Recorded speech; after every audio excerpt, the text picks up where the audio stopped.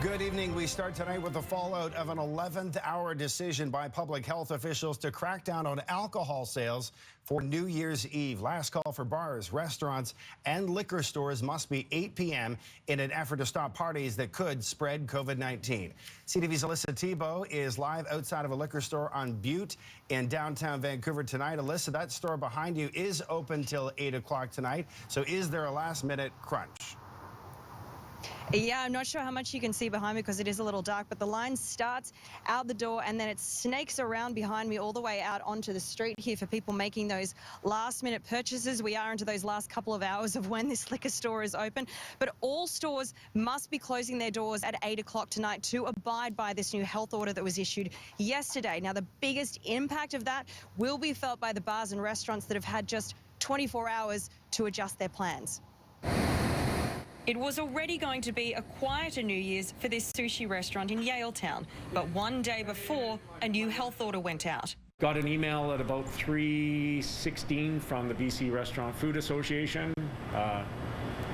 Almost fell out of my chair. Almost immediately, the cancellation started from people who didn't want dinner after 8 without a drink. Our whole second half of the evening, I'd say we've lost about 40% of our reservations, if not more. We're seeing about 25 to 40% cancellation right now in reservations. Ian Tostenson with the restaurant industry says businesses will be losing tens of thousands of dollars. Tips and wages and alcohol they purchased and party favors they purchased and extra food they purchased. Those in the industry understand the reasons why, but are critical of the last-minute change. And that's the real issue. Had we done this with Dr. Henry 3 weeks ago, we could have delivered a plan that was safe, effective. We've been obviously signaling for some time about the issues around New Year's Eve and around the holiday season, so I don't think this came out of the blue in that respect.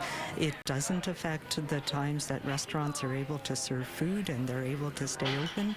It's just around the timing of being able to serve alcohol.